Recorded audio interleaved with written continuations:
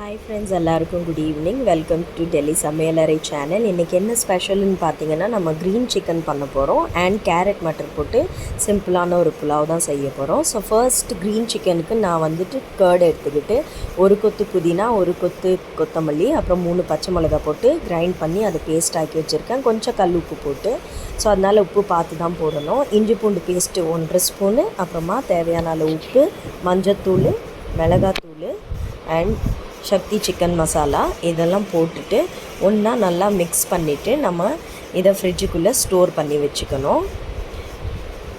பார்த்திங்கன்னா நான் கையை வச்சு மிக்ஸ் பண்ணிக்கிட்டேன், ஏன்னா ஸ்பூனில் ப்ராப்பராக மிக்ஸ் ஆகலை.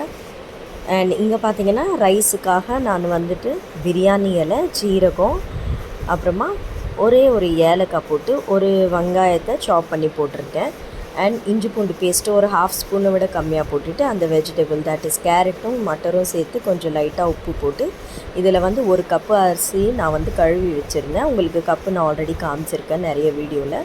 ஸோ அந்த கிளாஸில் வந்துட்டு 1 கப்பு ஒரு கிளாஸ் அரிசியை போட்டுட்டு அதில் வந்து 2 கிளாஸ் தண்ணி ஊற்றி அதை வந்து ரெடி பண்ணுறதுக்கு வச்சுக்கிட்டேன். அது பாட்டு ஆகிட்டுருக்கு. இங்கே குழம்புக்காக நான் வந்து கரம் மசாலா, ஹோல் கரம் மசாலா அவைலபிளாக இருந்தது போட்டுட்டு இதில் ஸ்லைஸ் பண்ண ஒரு ஆனியன் போட்டு அது பொரிஞ்சு வந்ததும் ஸ்லைஸ் பண்ண ஒரு தக்காளி மட்டும் போட்டிருக்கேன். வேறு மசாலா எதுவுமே ஆட் பண்ண போகிறது இல்லை. இங்கே பார்த்திங்கன்னா ரைஸுமே குக் ஆயிடுச்சு.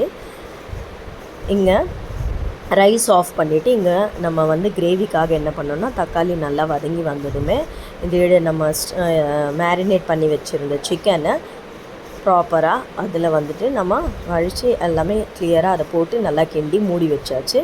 ஸோ ஒரு 1/2 அன் ஹவர் கழித்து பார்த்தா சிக்கன் வந்து இந்த அளவுக்கு வந்து கிரேவி வந்திருக்கு. தண்ணியே ஊற்றலை நம்ம, ஆனால் சிக்கன் இந்த அளவுக்கு கிரேவி வந்திருக்கு. நல்லா எண்ணெயும் தேங்கி மேலே வந்திருக்கு. ஆனாலுமே இது இன்னும் நல்லா குக் ஆகணும்னு விட்டுட்டேன். கண்டிப்பாக இந்த ரெசிபி நீங்களும் ட்ரை பண்ணி பாருங்கள், ரொம்ப டேஸ்ட்டாக வந்துச்சு.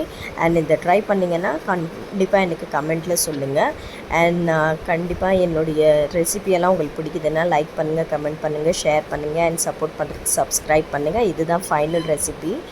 Thank you. Bye-bye.